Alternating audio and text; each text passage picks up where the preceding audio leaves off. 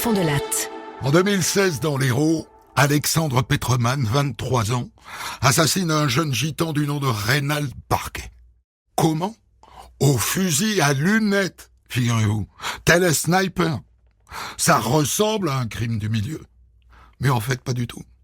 À la base, Alexandre Petreman n'est pas un méchant. C'est un brave pompier, loué pour sa gentillesse, de la trempe de ceux qui ne feraient pas de mal à une mouche. Alors pourquoi? Parce qu'il pensait bien faire. Parce qu'il pensait que Reynald Barguet était un homme violent avec son ex Coralie, dont lui était fou amoureux. Mais c'était faux. Ouvrons ensemble la code B du dossier d'instruction d'Alexandre Petreman. Europe 1, Christophe Fond de Latte. Dans le système judiciaire français, le dossier d'instruction contient un sous-dossier appelé Cote B. Il rassemble les rapports des experts psychiatres, psychologues et de l'enquêteur de personnalité. Ouvrons l'un de ces dossiers. On de Latte raconte. Cote B sur Europe 1.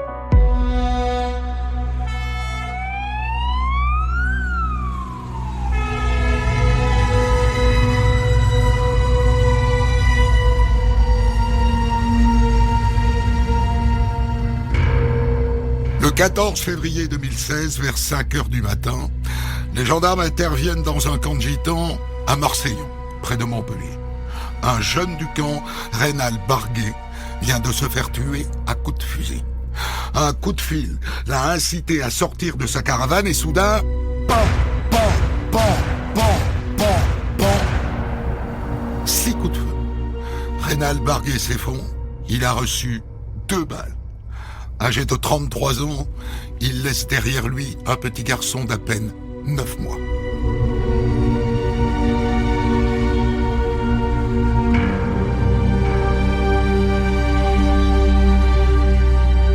Un homme abattu par plusieurs tirs à longue distance. Évidemment, les gendarmes grattent du côté des personnes qui auraient des raisons d'en vouloir à Reynald Barguet. Qu'il n'était pas un saint. Il a un casier. Mais les enquêteurs ne trouvent rien de ce côté-là. En revanche, en fouillant dans sa vie personnelle, il tombe sur son ex-belle-mère, la grand-mère de son fils. Et elle est très prolixe.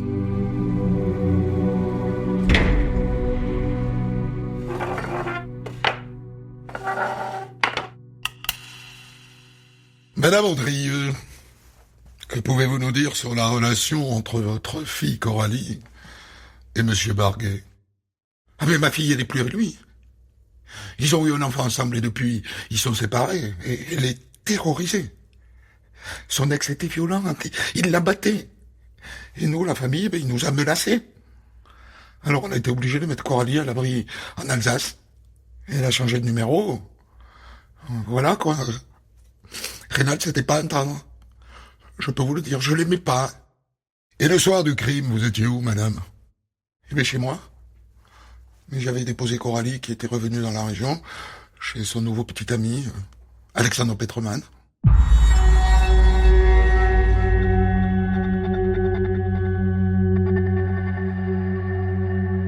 Les gendarmes s'intéressent au nouveau compagnon de Coralie, Alexandre Petreman. Et ils imaginent un scénario fou. Et s'il avait voulu faire justice lui-même pour libérer Coralie et sa famille des menaces de son ex. Alors classiquement, ils épluchent les fadettes de ce Petreman, c'est-à-dire l'activité de son téléphone portable. Et surprise, le soir du meurtre de Reynald Barguet, Alexandre Petreman était pendu au téléphone avec la mère de Coralie.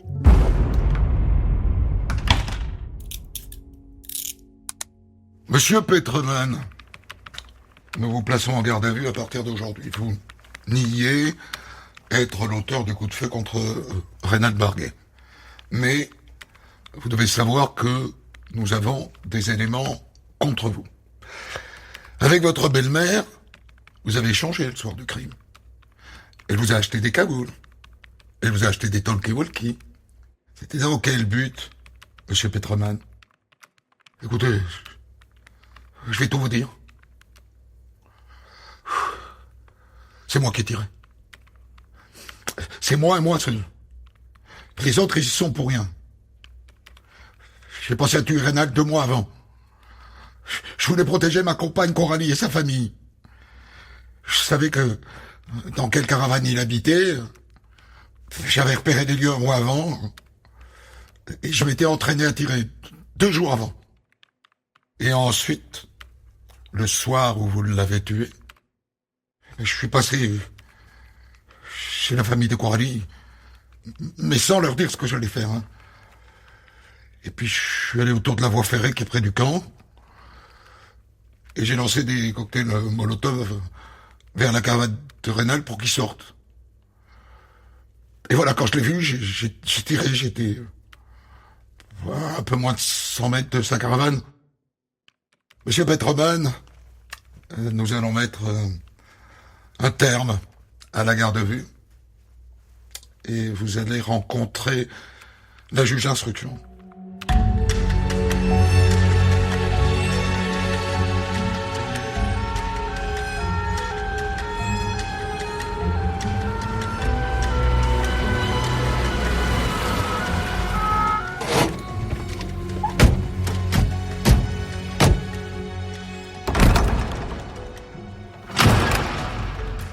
Et donc on lui reproche d'avoir tué, mais d'avoir vraiment prémédité ce meurtre. Dominique Vinsonneau, juge d'instruction. Lors de son interrogatoire de première comparution, il choisit de garder le silence. Donc il ne me dit rien. J'ai eu connaissance de ses auditions de garde à vue et je sais qu'il a reconnu les faits. Je vois un jeune homme, il a 23 ans au moment des faits. Physiquement, il fait jeune, il est fatigué. Il regarde ses pieds, je pense qu'il a compris ce qu'il allait se passer pour lui. Il accuse le coup quelque part. Je le sens affaissé sur sa chaise, il ne dit rien.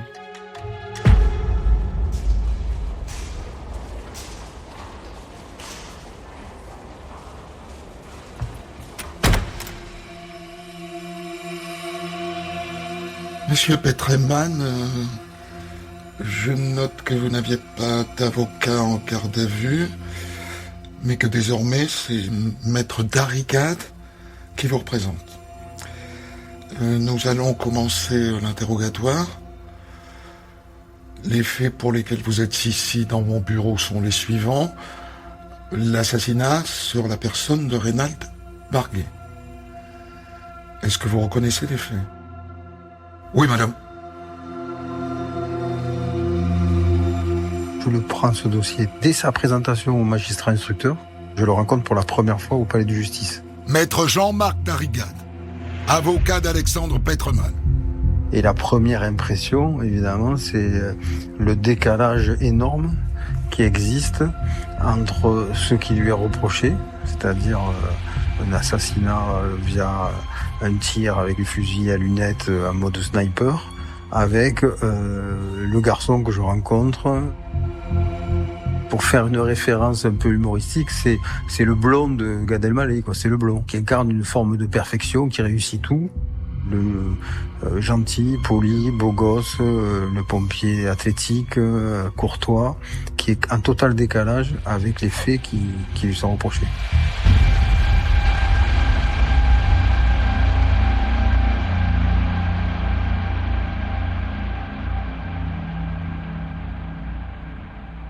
Code B20.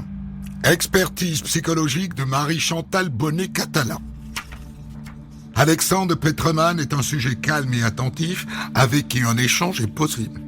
Il aura tendance néanmoins, de manière assez obsessionnelle, à revenir systématiquement sur son dossier d'instruction qu'il connaît parfaitement, sur les points qui lui paraissent essentiels, sur les déclarations des témoins, et à s'interroger et à m'interroger.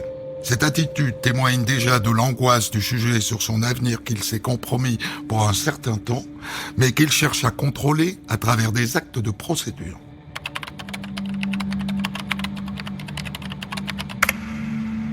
Il avoue tout dans les moindres détails, au point qu'il va amener les enquêteurs jusqu'à l'endroit où il a caché les armes, il va les conduire jusqu'à l'endroit où il a percer le grillage, il va les amener à l'endroit où il s'est entraîné avec les armes, et chaque lieu va être vérifié, et sur chaque lieu on va retrouver les preuves de ce que effectivement ça s'est passé comme il l'explique. Donc en fait il coopère dans les moindres détails et sans le moindre mensonge, quoi.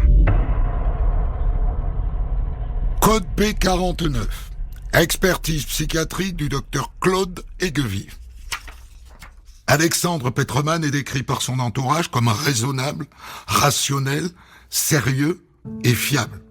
Il s'agit d'une personnalité marquée par l'émotivité, le repli sur soi et le respect de l'autorité et une forme de générosité.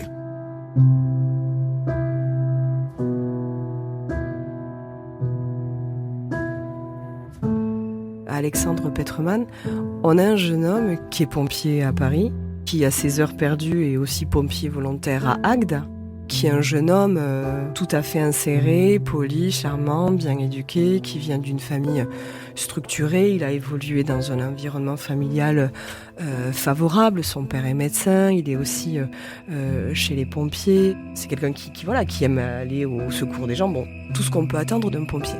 Et lorsqu'on questionne son entourage, les expertises de personnalité vont expliquer que c'est un jeune homme influençable et qui, lorsqu'il est convaincu que sa cause est juste, il y va.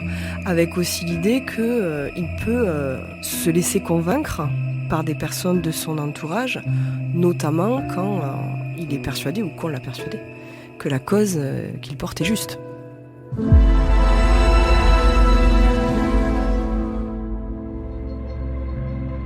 Et on ne peut pas comprendre et s'intéresser à ce dossier si on ne s'intéresse pas à la relation entre Alexandre Petroman et sa belle-mère Valérie Andrieux.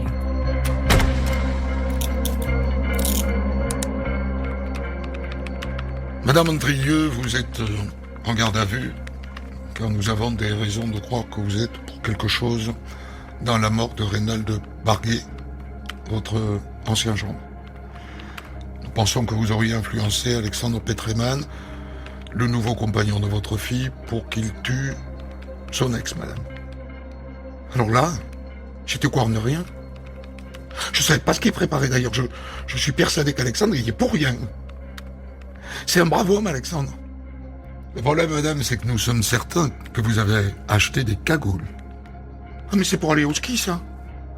Et des talkie-walkie. Oh, je sais plus, écoutez, je souffre de problèmes de mémoire, mais c'était pour faire la randonnée, je crois.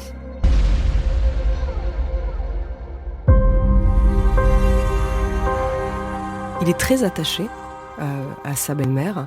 Donc elle est la mère de Coralie Andrieux, qui est la petite amie d'Alexandre Petroman. Et donc très rapidement, la question de la nature de cette relation va être au cœur du dossier, puisqu'on va très rapidement se demander si elle n'a pas volontairement, involontairement poussé Alexandre Petroman à commettre ces faits. Et la question c'est, si elle l'a fait, comment l'a-t-elle fait ?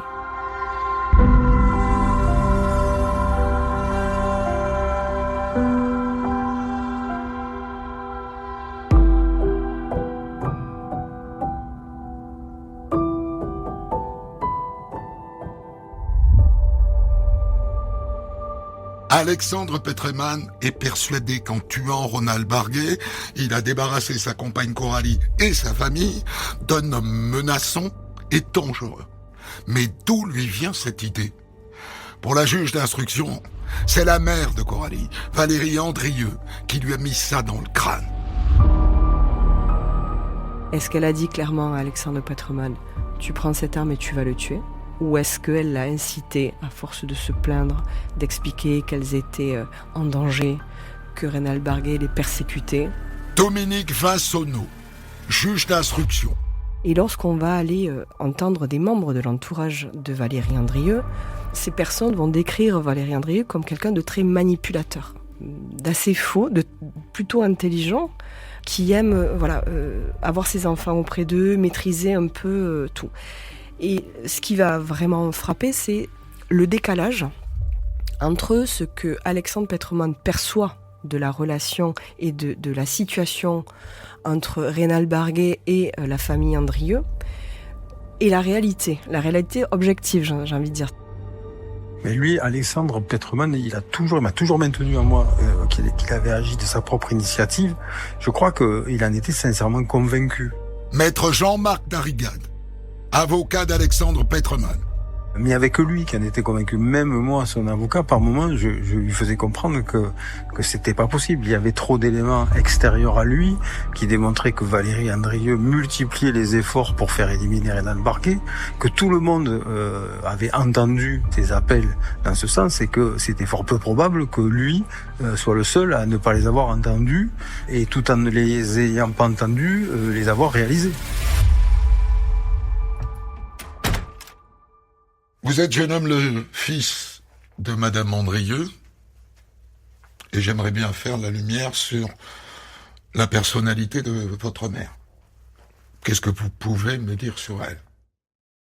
Ma mère, c'est dur à dire, mais si nos professionnels du mensonge pour retourner le cerveau des gens, elle cherche toujours à se faire passer pour la victime. Pour moi, elle a manipulé Alexandre, j'en suis certain. Il y a quelques années, elle m'avait demandé de nous débarrasser d'un type qui nous avait cambriolés. Donc pour moi, ça fait pas de doute. C'est le même délire, quoi.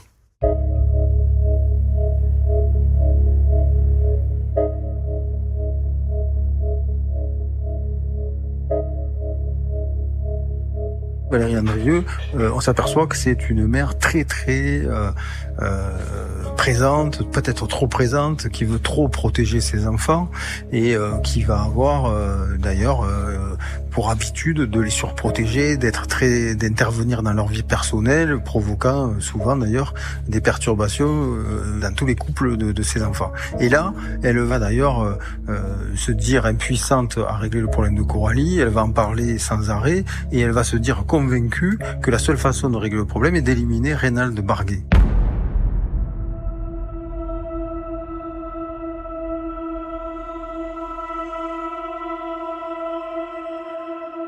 La caricature, c'est que Alexandre Petroman a prémédité l'assassinat de son concurrent aux yeux de Coralie. Maître Jean-Robert Nguyen Phong, avocat de Valérie Andrieux. Tout ça sous la diabolique manipulation machiavélique de Valérie Andrieux. Mais Valérie Andrieux n'a jamais été complice de cela.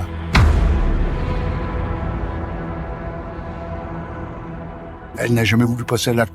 La faute que moi je reconnais à Valérie Andrieux, c'est que elle était l'adulte.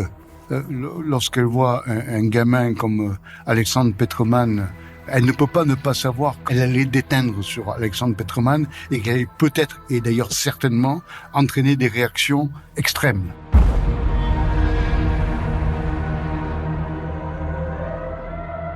Code P63. Expertise psychiatrique du docteur Claude Aigueville. Valérie Andrieux est théâtrale et éprouve des difficultés à trouver la bonne distance, tantôt proche, tantôt dans la séduction, tantôt agressive lorsque la personne ne va pas dans son sens. Elle a une grande capacité à proposer un discours, puis à le déconstruire totalement pour proposer une autre lecture ainsi qu'une analyse des événements. Et ce, en fonction de la qualité qu'elle entretient avec son interlocuteur. Valérie Andrieux fait feu de tout bois, arrivant à tordre des arguments pour les faire entrer dans ses seules logiques.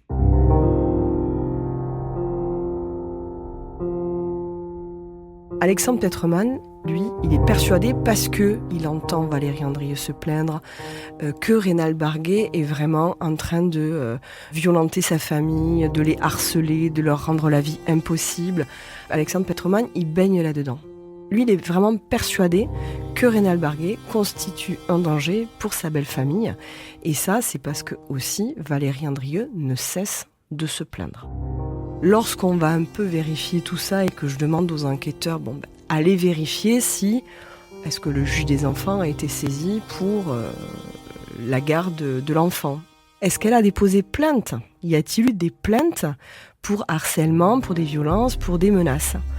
On ne trouve rien, si ce n'est une convocation de Rénal Barguet pour des faits de menaces en janvier 2016 et il doit être convoqué au tribunal en juin 2016. Il ne se présentera jamais puisqu'il sera assassiné avant.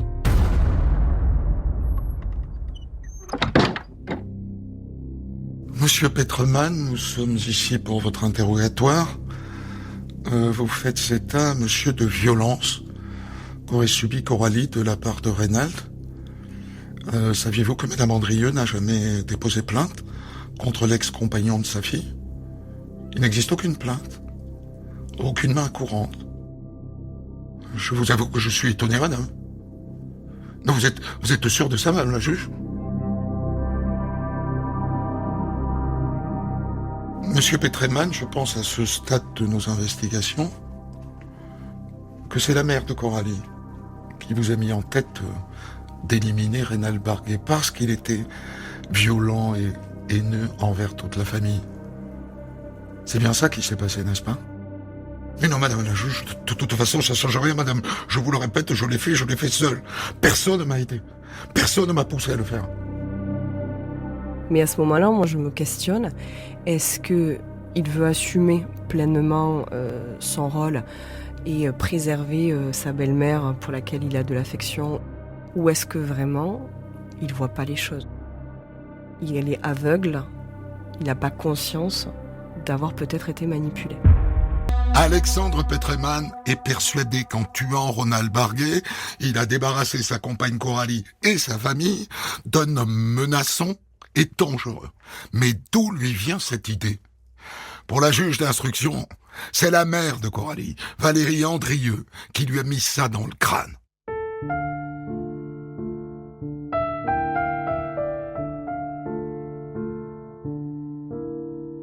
Alexandre Petrman semble être un homme manipulable, influençable. On l'imagine volontiers un peu bené. Eh bien, pas du tout. Alors, il est issu d'une famille où le papa est un militaire, médecin militaire, avec un rang de colonel, qui est donc un très haut gradé, avec un sens de l'honneur, un sens du service, un sens de la rigueur. Maître Jean-Marc Darrigade, avocat d'Alexandre Petrman.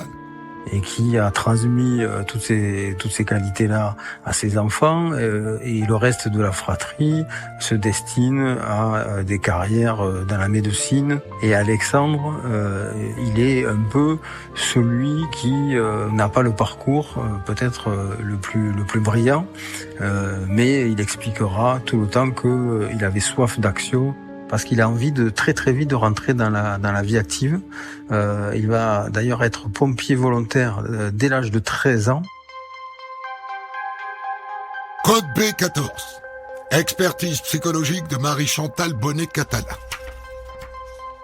Un an avant les faits, Alexandre Petrman devient pompier de Paris. Il évoque son malaise à la suite des attentats de 2015, notamment à l'Hypercacher et au Bataclan. Ça m'a traumatisé, c'était de la médecine de guerre, il y a des trucs qui m'ont choqué. L'odeur du sang, le plus dur c'était les cris.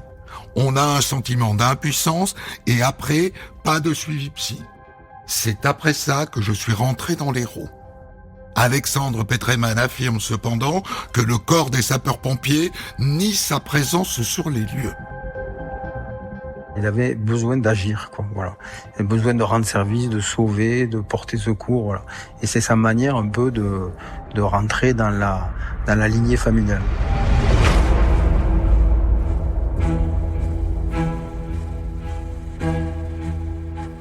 Code P38. Enquête de personnalité d'Anne Krugler. À 18 ans, Alexandre Petrman rencontre Coralie. Elle n'a que 13 ans. Alexandre Petrman tombe immédiatement amoureux d'elle. Il a été séduit par son regard. Coralie lui reprochait d'être trop gentil, acceptant des gardes de pompiers tout le temps. Alors, ils vont pas avoir de relations sexuelles parce qu'il est plus âgé qu'elle et que, comme elle est plus jeune, il la respecte, il va être accueilli dans sa famille.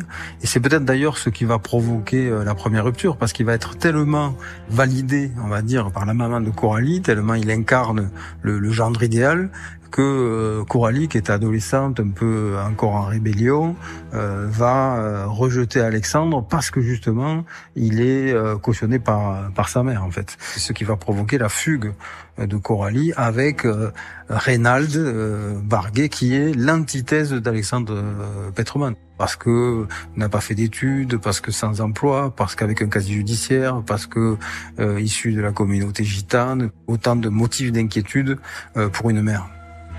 Coralie fuit le gentil pompier Alexandre Petroman et elle s'amourage de Reynald, le bad boy. Et très vite, elle tombe enceinte.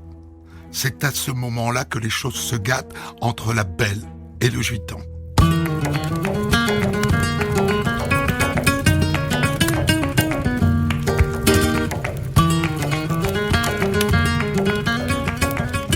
Dès qu'il va sortir de prison, Reynald Barguet va montrer un nouveau visage. Elle va décrire un jeune homme qui frappe, qui est violent avec elle, qui veut la soumettre aux règles de la communauté, qui lui interdit de sortir, qui se montre assez tyrannique, qui se livre à des trafics en tout genre, de sorte qu'elle va tenter à plusieurs reprises de s'extraire de ce milieu, mais en vain.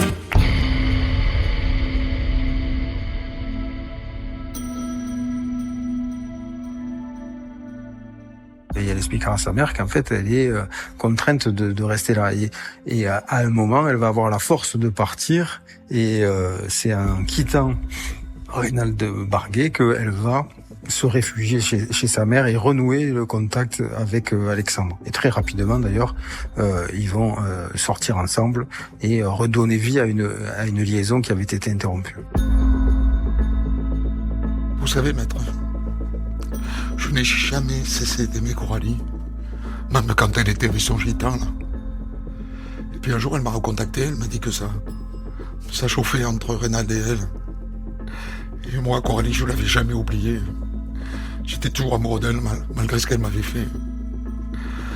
On s'est remis ensemble, puis j'ai fini par élever son enfant. Mais c'était compliqué, Reynald était menaçant envers Coralie et envers toute la famille.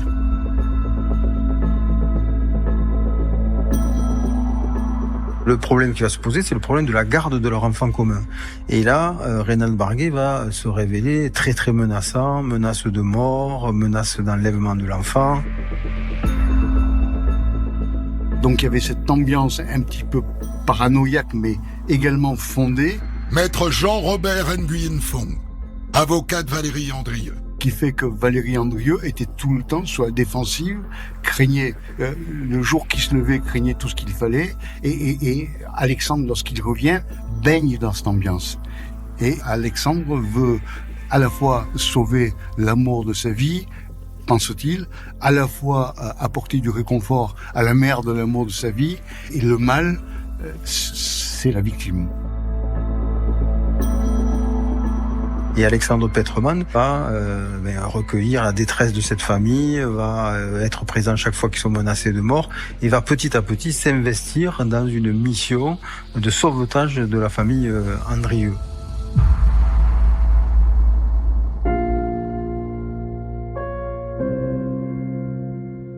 Et c'est comme ça que petit à petit va naître l'idée que la seule solution est l'intervention pour éliminer Reynald. Je devais le tuer pour protéger Coralie et sa famille. C'était la seule solution. Alors, j'avais acheté une carabine avec une lunette de visée à Paris. Et puis je suis allé dans le camp. Mais je sais plus ce que j'allais faire. Le coup de pression, le tuer, c'était pas clair. J'ai toujours été comme ça, moi. J'ai un tempérament protecteur. Mais, maître, je vous le répète, comme je l'ai dit à la juge, ma belle-mère, Valérie, elle a rien fait, je vous promets. Elle était au courant de rien. Code B54. Expertise psychiatrique du docteur Claude Aiguevive.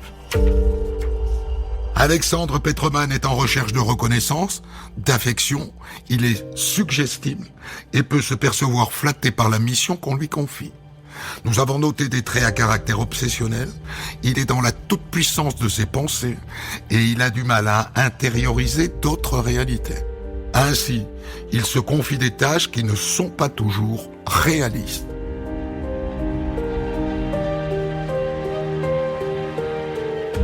Du haut de ses 24 ans, parce qu'il a eu le sens de la parole donnée, parce qu'on l'a élevé dans des valeurs très précises, ainsi de suite. En venant au secours, il était un petit peu le héros qui venait régler les problèmes, qui allait terrasser le méchant, qui allait ramener la paix au sein de sa famille. Oui, c'est un peu ça pour moi, Alexandre Petroman. Il a raison, l'expert psychiatre.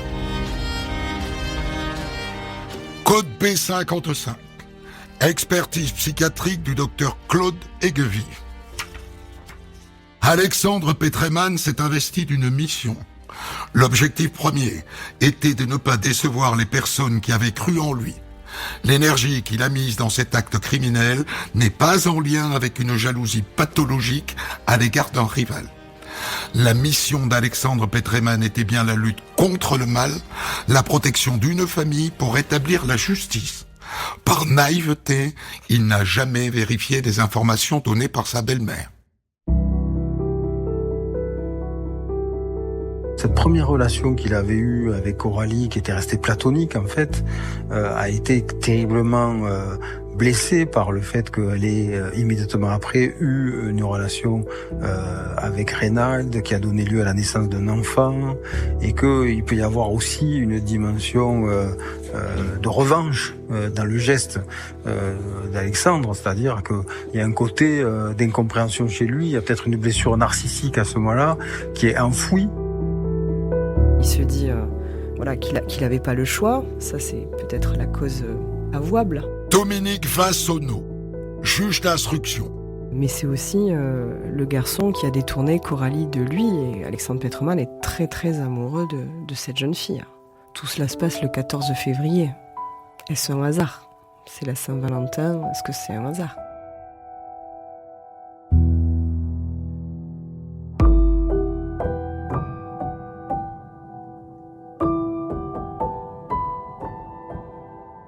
Alexandre Petroman est persuadé qu'en tuant Ronald Barguet, il a débarrassé sa compagne Coralie et sa famille d'un homme menaçant et dangereux. Mais d'où lui vient cette idée? Pour la juge d'instruction, c'est la mère de Coralie, Valérie Andrieux, qui lui a mis ça dans le crâne.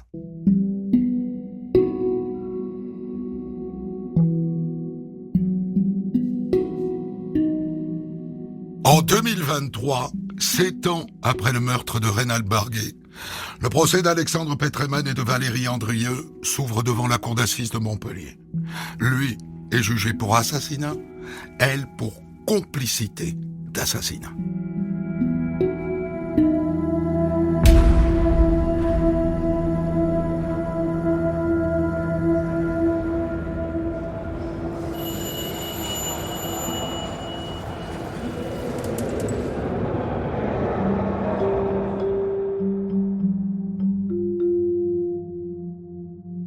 Alexandre Petroman et Valérie Andrieux adoptent la même posture que celle qu'ils ont tenue pendant toute l'instruction. Alexandre Petroman répète qu'il a agi seul et Valérie Andrieux maintient qu'elle ne connaissait pas le projet criminel d'Alexandre.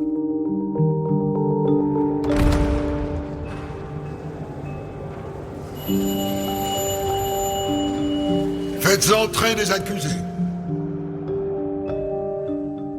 Il va avoir l'attitude au procès équivalente à celle qu'il avait en garde à vue, c'est-à-dire qu'il va jamais refuser de s'expliquer. Maître Jean-Marc Darrigade, avocat d'Alexandre Petroman.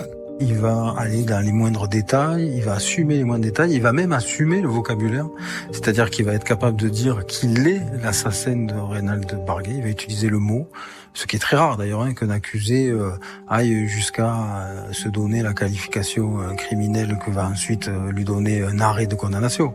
Et donc c'est quelqu'un qui affronte ses responsabilités, qui les assume, qui cherche pas à s'en exonérer.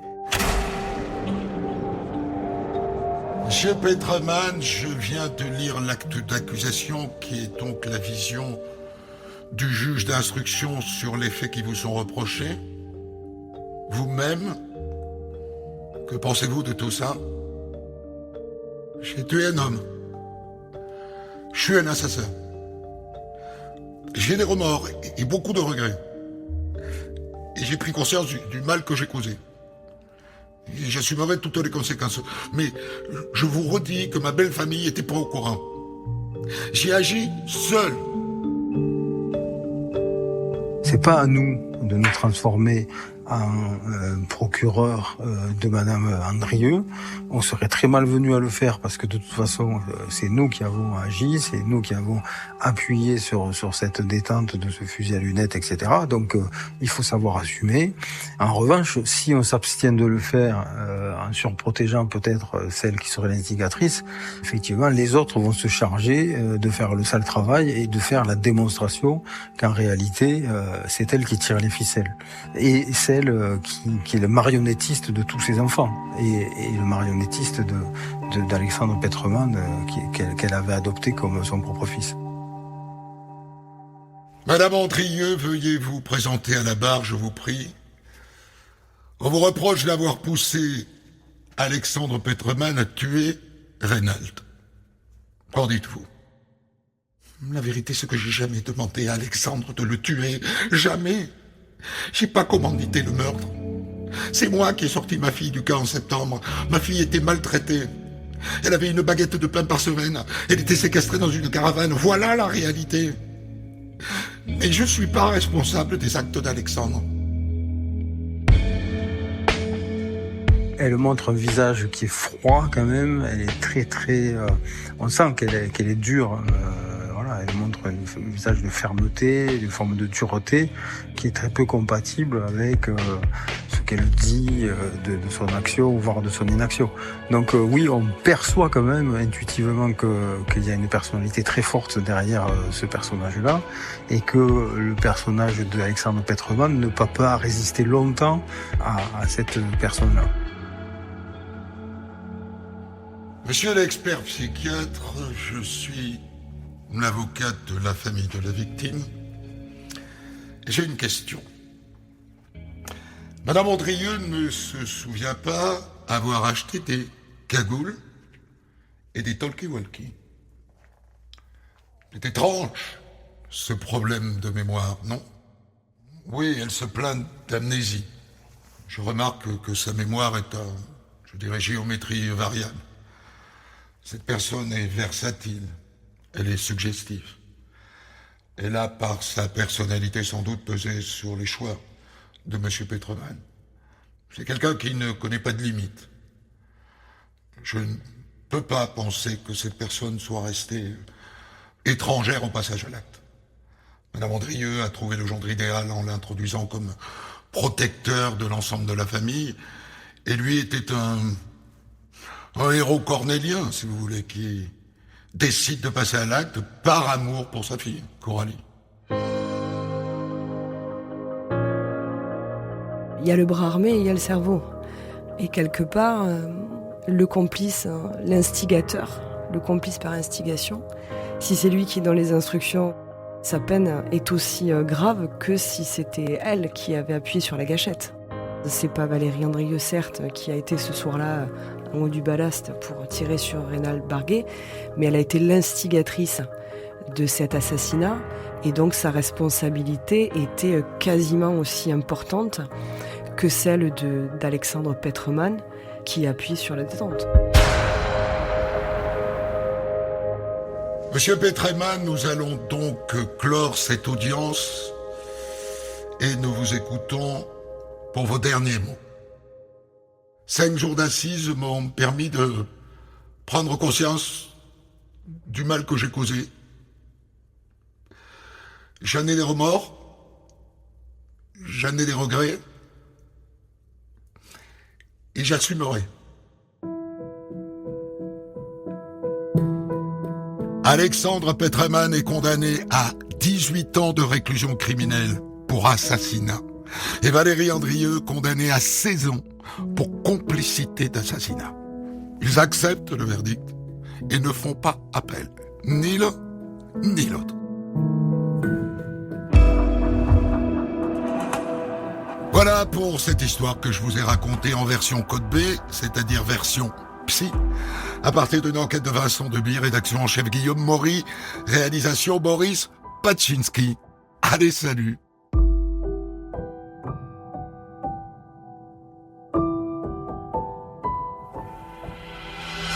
Retrouvez On de la raconte Code B tous les vendredis dès 6h sur votre plateforme de podcast.